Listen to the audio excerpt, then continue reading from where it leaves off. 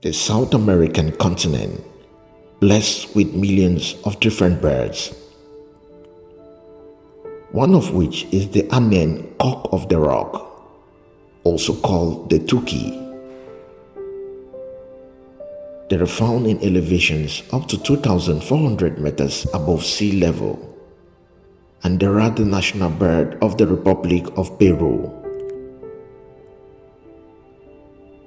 They mostly inhabit the cloud rainforests of the Andes, and they are found specifically in Venezuela, Colombia, Peru, Ecuador, and Bolivia. As they patrol in the jungles of the Amazon, this bird mostly feed on insects, amphibians, reptiles, mammals, and fruits. At maturity, the adults can grow to a length of about 32 centimeters long, and they can weigh up to 265 grams.